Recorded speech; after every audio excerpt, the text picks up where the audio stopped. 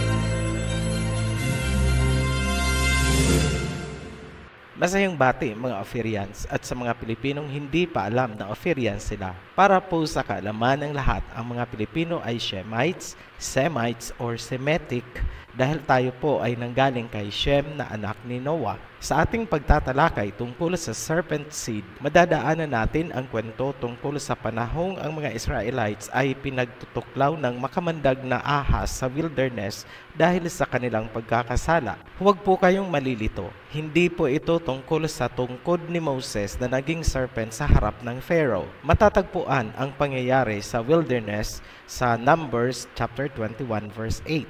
And the Elohim said unto Moses, Make thee a fiery serpent, and set it upon a pole, and it shall come to pass that every one that is beaten, when he looketh upon it, shall live. And Moses made a serpent of brass, and put it upon a pole, and it came to pass that if a serpent had beaten any man, when he beheld the serpent of brass, he lived. May isa pang verse na konektado sa kwentong ito. Matatagpuan sa John chapter 3 verse 14 hanggang 21. And as Moses lifted up the serpent in the wilderness, even so must the Son of Man be lifted up, that whosoever believeth in him shall not perish, but have eternal life. Para maunawaan ang kabuuan nitong kwento, magsimula tayo sa isang literature at analisahin natin kung ano ang sinasabi niya. Para hindi bias, wag muna nating titigan kung sino ang nagsasalita. Mag-focus lang tayo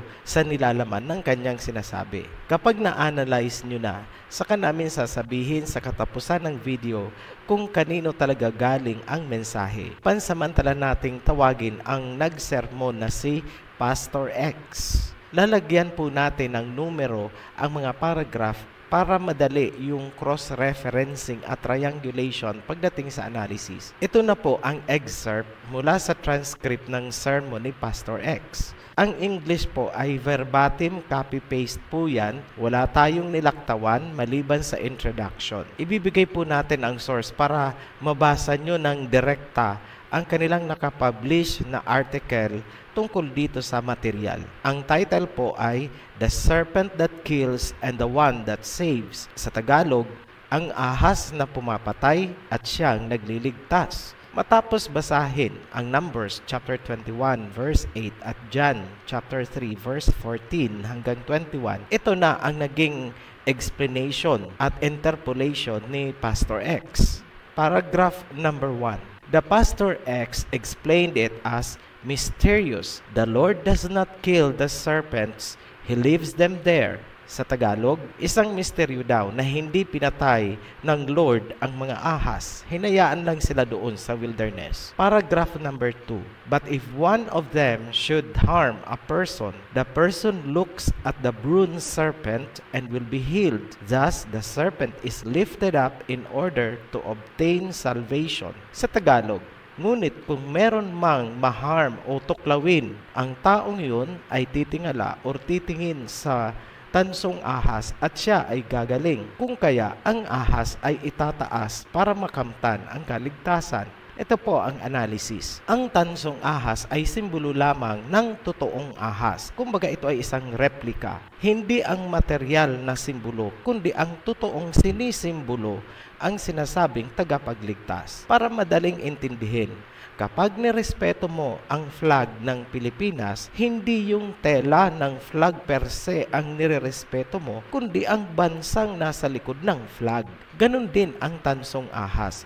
Hindi yung metal na simbolo ang tinitingala mong tagapagligtas, kundi yung totoong nasa likod nito. In this case, ahas. Paragraph number 3. At this point, the Pastor X returned to the passage of the Gospel according to John chapter 8 verse 21 hanggang 30. Jesus, in a discussion with the doctors of the law, tells them directly, "You will die in your sins unless you believe that I am He. And when you have lifted up the Son of Man, then you will know that I am He."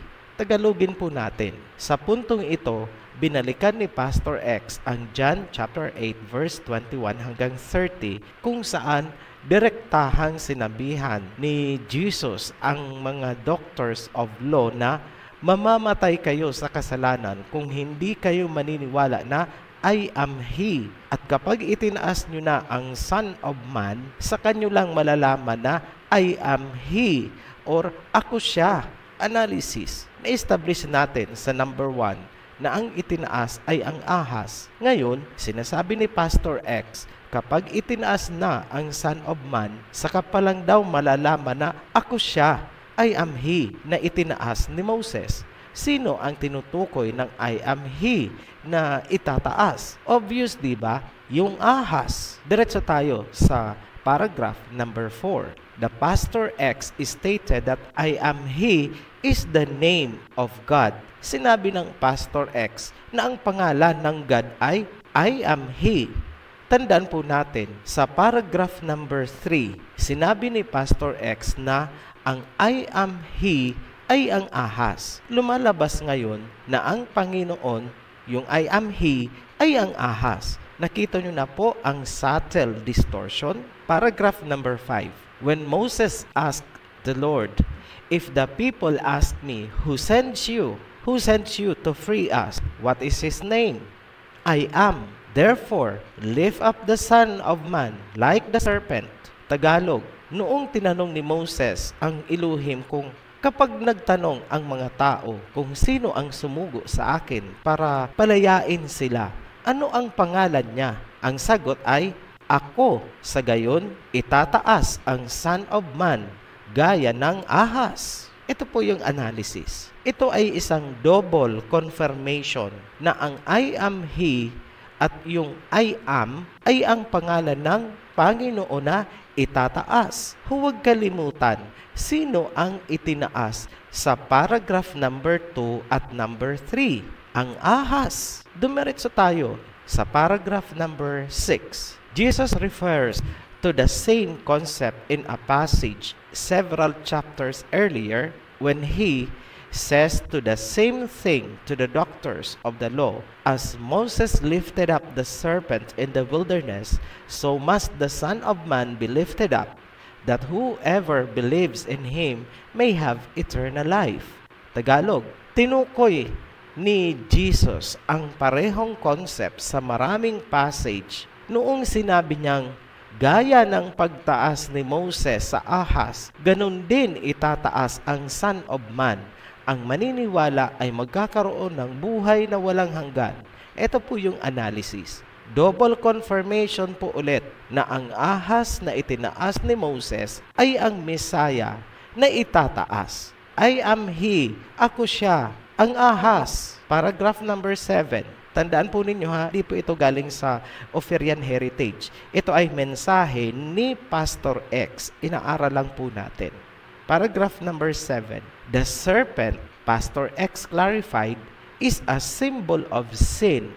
The serpent that kills, but the serpent that saves. This is the mystery of Christ. Bilang pagklaro, Sinabi ng Pastor X na ang ahas ay simbolo ng kasamaan, ang ahas na pumapatay, pero ahas na nagliligtas. Yun daw ang misteryo ni Kristo.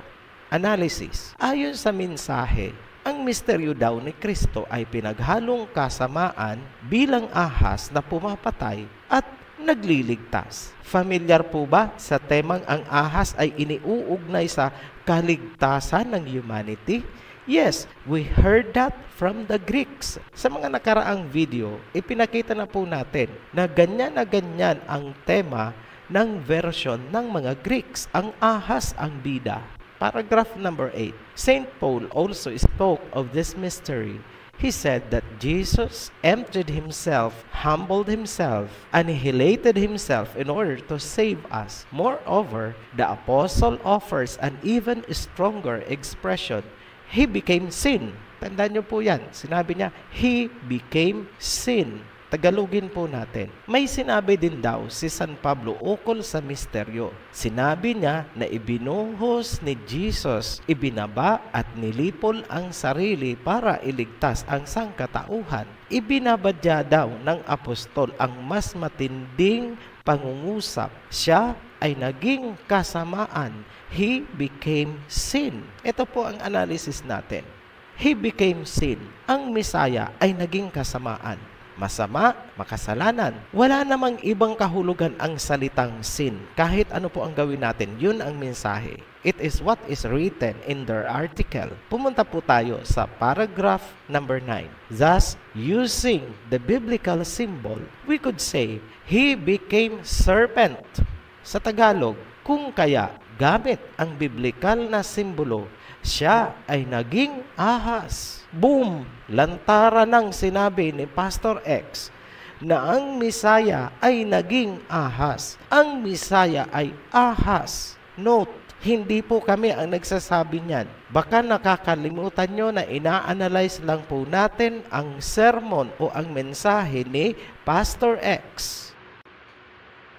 I-summarize po natin. Ito ang napakaliwanag na mensahe ng sermon ni Pastor X. Sa paragraph number 1, itinaas ni Moses ang tansong ahas. Sa paragraph number 2, ang tansong ahas ay replika lamang ng totoong ahas. Sa paragraph number 3, 4, 5, and 6, ang ahas na itinaas at ang Misaya ay iisa. I am He. Sa paragraph number 7, ang ahas ay pumapatay at nagliligtas. Yun daw ang misteryo ni Kristo. Sa paragraph number 8 naman, ang Misaya ay kasamaan, masama o associated sa kasamaan. Sa paragraph number 9 naman, ang Misaya ay ahas o naging ahas. Hindi po ba kayo kinikilabutan sa totoong mensahe ng article o sermon ni Pastor X? Ngayon, tanungin namin kayo, objective analysis po ba ang ginawa natin? Yes, wala po tayong idinagdag, wala tayong pinagbalik-baliktad. Kung ano ang chronology ng article, yun din ang sinundan natin. Ngayon, ano ang nilalaman ng mensahe ni Pastor X? Blasphemy, abomination ang mensahe. Huwag nyo munang itanong kung sino yung Pastor X na yan. Mamaya na kasi meron pang mas matinding arangkada para isahan lang ang ating pagpapakilala. Suspense muna. Tanong, bakit nila gino-glorify ang ahas? Yan ang napakalaking katanungan. Bakit sa lahat, sa dinami-dami ng hayop, bakit ahas ang gino-glorify? Kung napanood ninyo ang Creation series at ang Babylon series mula sa simula, moot and academic na ang sagot. May mga salita ang millennials ngayon na alam na this. Yun ang ibig sabihin ng moot and academic, hindi na kailangang ipaliwanag, alam na agad, obvious. Kaya lagi naming ini-emphasize na wag po kayong tatalon-talon, wag po skip viewing ang gagawin. Simulan ang series mula sa simula dahil pag tumalon ka, wala ka nang maiintindihan sa mga susunod. Ngayon, Huwag po tayong magbulag-bulagan. Simple lang ang pagkaka-English ng message. Simpleng logic din lang ang ginamit natin. Ibig sabihin, simpleng common sense lang ang kailangan. Huwag pairalin ang biases. Maging objective. Saan nagsimula ang doktrinang ang ahas ay tagapagligtas? Greek. Saan nakuha ng mga Greeks? Babylon. Ibig sabihin, ang sermon na hinimay natin kanina ay galing sa Mystery Babylon. Tanong, paanong nakapasok sa Biblia ang doktrinang ang ahas ay tagapagligtas? Yan po ang million-dollar question. Ang aming analysis, ganito. Isiningit ng mga Greek ang ahas sa kwento ni Moses noong isinali nila ang Hebrew-Aramaic Bible papuntang Greek. Ano ang basehan ng theory natin na yan? Sasabihin nyo, yan ay isang akusasyon, yan ay isang espekulasyon. Pero may basehan po ba? Ito, number 1. Meron pong precedent case na iniba ng mga Greek ang kahulugan ng Nephilim. Ginawa nila itong gigantes, naging giant sa English, at pagdating sa Pilipino, higante. Diyan po nagsimula ang napakaraming doktrina tungkol sa higante. Number 2, ito ang pangalawang basehan natin. Bakit sinabi natin na ipinasok ng Greek ang ahas? Number 2, ang serpent ay simbolo ng kasalanan at kamatayan ng sangkatauhan mula pa sa panahon ni Adam and Eve. Number 3, hindi serpent ang standard symbol ng Messiah sa napakaraming bahagi ng Biblia hanggang sa Book of Revelation.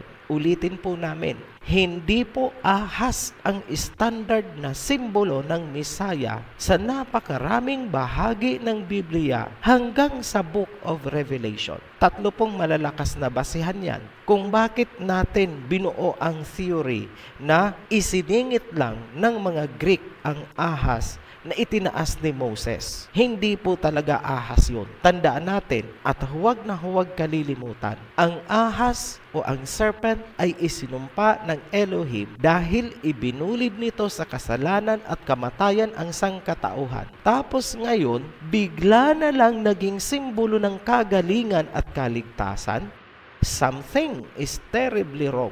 Kinokontra na ba ng Biblia ang sarili niya? Mabenta ang doktrinang yan sa mga walang alam tungkol sa pinagdaanan ng mga Hebrews at ng Biblia.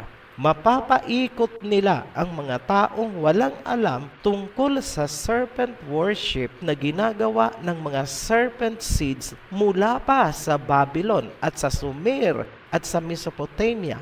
Ophirian heritage pa lang ang nagsisiwala tungkol sa mga bagay na yan. Dito sa Pilipinas, hinihipan po namin ang shofar para magising ang lahat. Isa lang ang ibig sabihin. Kailangang mag-ingat dahil questionable ang integrity ng pagkakasalin ng Biblia. Hindi po natin sinasabi na huwag kayong maniniwala sa Biblia bilang kabuuan. Ang sinasabi namin ay maging maingat at maging mapanuri tungkol sa mga nasusulat sa Biblia. Gumamit ng check and balance at triangulation techniques na kagaya ng ginagawa ng Ophirian heritage. Sana po klarado po tayo dyan. Please do not get us wrong.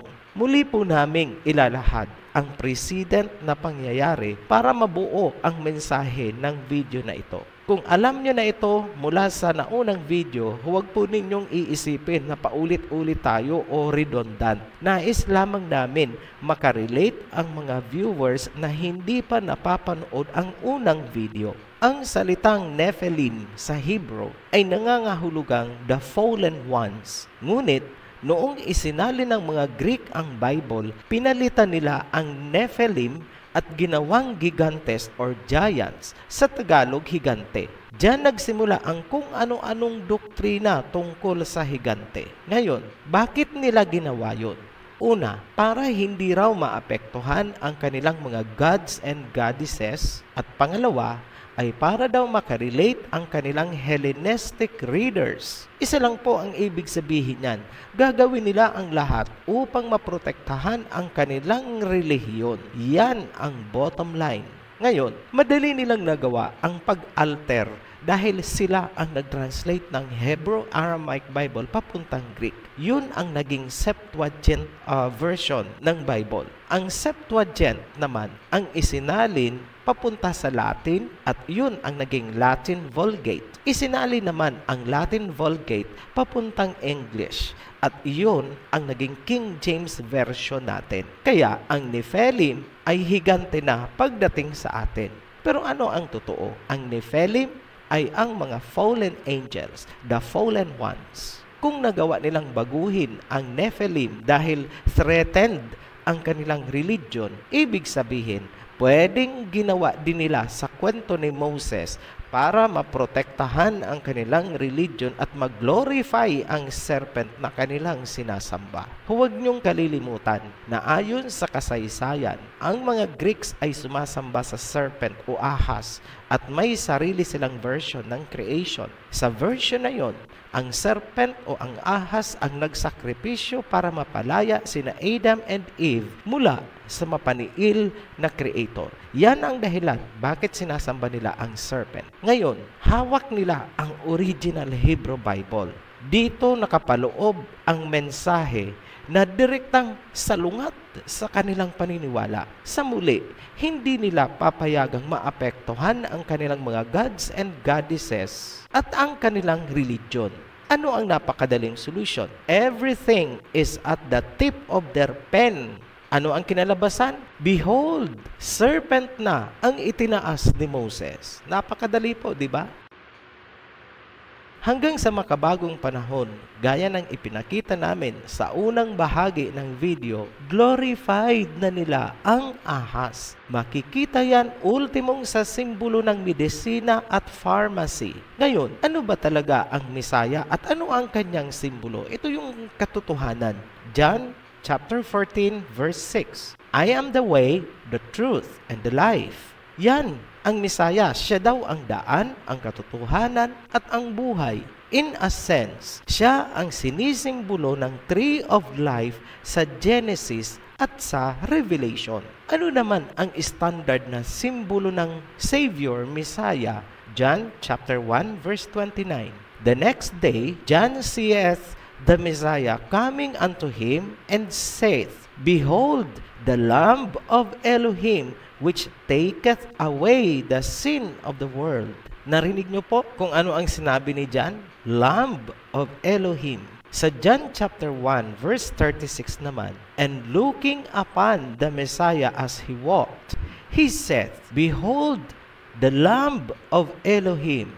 Dalawang verses na po ang binasa natin. Ano ang kanyang simbolo? Tupa, lamb, hindi ahas. Isa pang verse. 1 Peter chapter 1 verse 19. But with the precious blood of the Messiah, as of a lamb without blemish and without spot. Sa muli, ano ulit ang simbolo? Tupa, hindi ahas. Isa pang verse. Revelation chapter 21 verse 14. And the wall of the city had 12 foundations, and in them the names of the 12 apostles of the Lamb.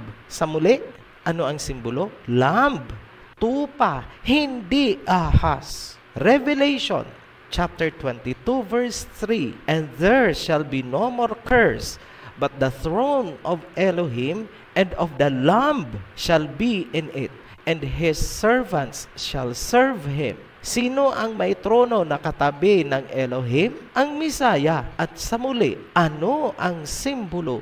Lamb, tupa, hindi ahas. Balikan natin ang Old Testament. Ang mga Israelites ay nag-aalay ng lamb para sa kapatawaran ng kanilang mga kasalanan. Mababasa niyo po yan sa Leviticus chapter 4 verse 32. Meron din sa Leviticus chapter 4 verse 35. Marami po yan. Tanong, bakit lamb o tupa ang offering at hindi ahas? Kasi ang sinisimbolo ng lamb offering para sa atonement ng mga kasalanan ay ang Misaya. Ayon sa Biblia, nagpadala ng mga ahas ang Elohim at ipinatuklaw ang mga Israelites dahil sa ginagawa nilang mga kasalanan. Ngayon, lumapit sila kay Moses at ang sabi nila ay, "We have sinned." Nagkasala kami. At gaya ng pagkakasala ni Adam and Eve, ang bunga ng pagkakasala ay kamatayan. At ang simbolo ng kamatayan na yun ay ang serpent. Ang itinaas ni Moses ay isang simbolo na panglaban sa kamatayan dahil sa kamandag ng mga ahas. Yun ang tupa or lamb na sumisimbolo sa darating na Misaya na itataas bilang tagapagligtas. John chapter 3 verse 14 and 15. And as Moses lifted up the serpent in the wilderness, even so must the Son of Man be lifted up, that whosoever believeth in him should not perish but have eternal life. Nakita niyo po ang inconsistency, ang discrepancy? Napakalaki. Naniniwala ang Ophirian heritage, ang lamb offering ay isang paalala o reminder sa mga Israelites noon na may darating na Misaya na itataas bilang sakripisyo at hahango sa mga tao mula sa kamatayan, once and for all. Doon dapat tumingin sa lamb at hindi sa ahas. The Greek translators have a lot of explaining to do.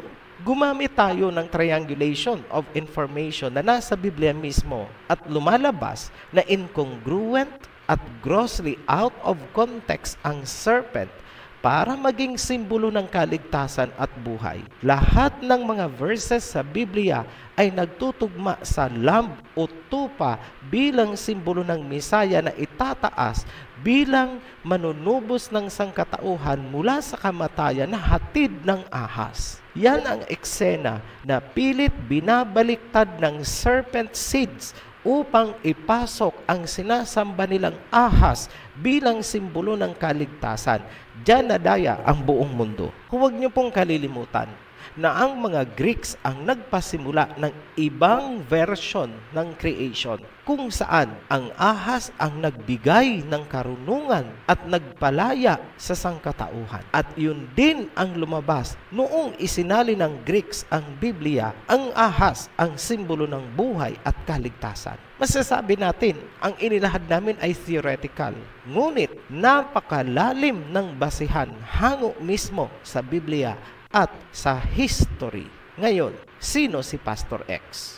Pasyal muna tayo sa Vatican. Ang salitang Vatican ay nagsimula sa salitang Vatis at Can. Ang ibig sabihin ng Vatis ay prophet.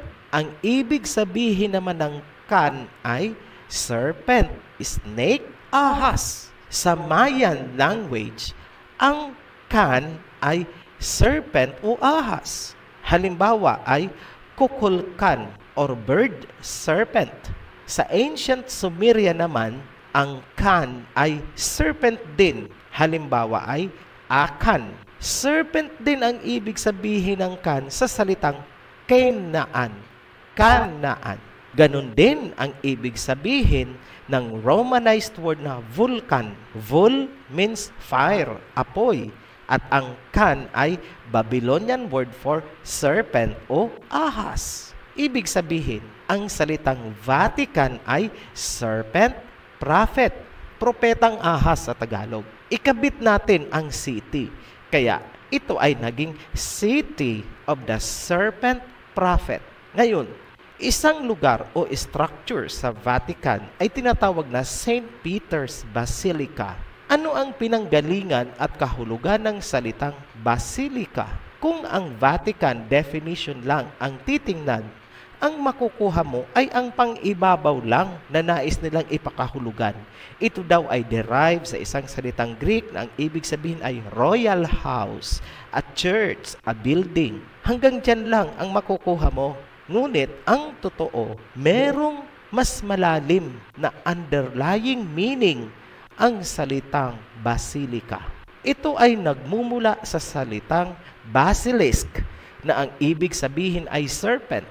Para hindi mahirapan, alalahanin nyo na lang po ang Harry Potter movie. Sa Legends Ang basilisk ay napakalaki at makamandag na ahas. Kahit ang halaman ay namamatay sa kanyang hininga pa lang. Ganon kakamandag ang serpent na yan. Ang basilisk ay tinawag na king serpent dahil meron daw itong meter. Ano po ba yung meter? Tingnan nyo na lang po yung mga parang corona na ginagamit nila sa kanilang pag nagsiseremonya sila sa loob ng basilika. Yun ang meter.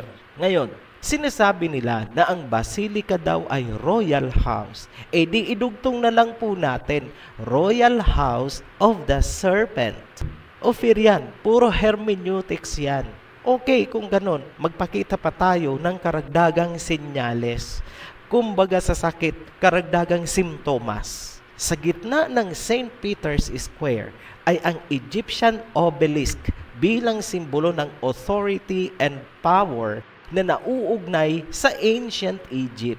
Ang simbolo ng royalty ng ancient Egyptian civilization ay ang king cobra. Kung napanood ninyo yan sa nakaraang video, yun yung makikita doon sa headdress ng Pharaoh, yung may parang nanunuklaw na ahas. Yun. Umaayon yan sa kanilang definition na ang ibig sabihin ng basilika ay royal house of the serpent. Kulang pa? Dagdagan pa natin. Nakakapagtaka na sa ating paghahanap, napako ang ating atensyon sa basiliscus. Ito ay isang lizard at karaniwang tinatawag na Jesus Christ lizard na matatagpuan sa Mexico, Central America at hilagang bahagi ng South America. Ano ang kinalaman niyan, Ophirian? Mukhang napapalayo ka na. Hindi po. Nais lang naming pansinin nyo na ang serpent ay reptile. Ang basiliscus ay reptile din. Ang serpent seeds ay reptilians. Yan ang malalim na kahulugan ng salitang basilika. Isang kalapit na istruktura sa St. Peter's Basilica ay ang Audience Hall na itinayo noong 1971. Nagsasalita po ang architecture, yung interior design nitong Audience Hall. Pumasok po tayo. Ano po ang nakikita nyo? Sa unang tingin, parang wala kayong mapapansin. Ngunit, tingnan nyong mabuti dahil may illusionary effect po ang architecture niyan. May subliminal message na makikita nyo lang kapag tiningnan nyong mabuti. Ngayon, kung napapansin mo na parang may dalawang mata, tama ka. Nakaharap ka sa ulo ng higanting serpent. Pansinin mong mabuti. May bibig, may pangil, at may dila. Ang bibig na iyong nakikita ay ang stage. Sa loob ng stage, makikita ang bronze murals bilang background. Tinatawag itong the resurrection. Yari po yan sa bronze copper alloy at tumitimbang ng 80 metric tons. Sa unang tingin, parang wala ka ring mapapansing kakaiba sa sculpture na yan. Titigang mabuti ang rebulto sa gitna. Aakalain mo na yan ay yung Jesus Christ. Ngunit, pag nahawi na ang illusionary cover, makikita mo ang subliminal message ng rebulto na yan. Tatambad sa'yo ang totoong itsura. Kailangan mo lang siyang tingnan sa isang anggulo mula sa kanan kung ikaw ay nakaharap sa sculpture. Makikita mo na ang totoong itsura.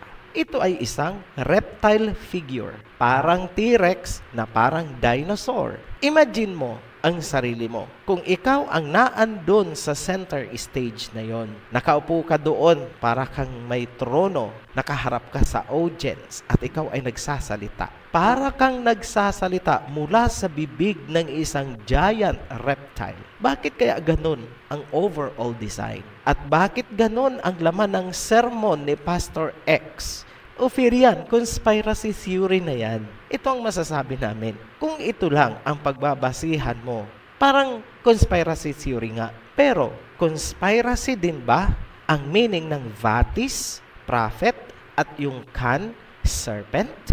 Conspiracy din ba ang etymology ng basilisk? kung saan nanggaling ang salitang basilika? Hindi po yan conspiracy theory. Ngayon naman, ang architectural design ng isang kalapit na istruktura, conspiracy theory din ba? At ang rebulto sa pinaka-center stage nito, conspiracy theory din ba? 4 na simptomas na magkakatugma at nag-uugnay sa reptile. Conspiracy pa rin ba? Napakalakas ng corroboration na nagtuturo sa isang religious ideology na nakasentro sa serpent worship, mystery Babylon. Alam nyo na kung sino si Pastor X. Hindi na po natin pangangalanan para read between the lines. Sabi nga ng mga millennials, alam na this. Seemingly, ina-uphold ng simbahan ang Greek religious ideology at yun ay makikita mula sa pangalan ng lugar, monuments, architecture, hanggang sa mga mensahe na pumapasok sa puso at diwa ng sangkatauhan. Ano ang mensahe? Banal, tagapagligtas ang serpent. Yan ang bottom line. May paalala ang Biblia. Come out of her, my people. Revelations chapter 13, verse 4. Bilang wrap-up summary, balikan natin ang bronze serpent na ipinagawa daw kay Moses. Hindi pwedeng itanggi ang realidad na questionable ang ginawang pagsasalin ng mga Greeks sa bahaging yan ng Biblia. Naipakita natin na ang simbolo ng Misaya bilang tagapagligtas ay lamb or tupa at hindi ahas. Yan ang analysis ng Ophirian heritage at yan ay pinaninindigan natin dahil yan ay nakasulat sa napakaraming bahagi ng Biblia. Ang inyong natunghayan ay isang paglalahad na may kaugnayan sa serpent worship. Sa susunod na video naman, tatalakayin natin kung paano kumalat ang serpent seeds at serpent worship sa ibang panig ng mundo mula sa Babylon at Greece. Muli po kaming nagpapasalamat sa inyong patuloy na pagtangkilik sa Ophirian Heritage Conservatory. Sa mga new subscribers, welcome to the channel. Hanggang sa muli, be blessed, Ophirians! Maraming salamat po. Nakaabot po kayo sa dulo ng video na ito. Kung kayo man po ay may katanungan, pinutin lang po ang link sa ilalim ng video na ito. Sama-sama po nating alamin, unawain, kung kayo man po ay mayroon pang ibang katanungan. Salamat po. Be blessed. Shalom.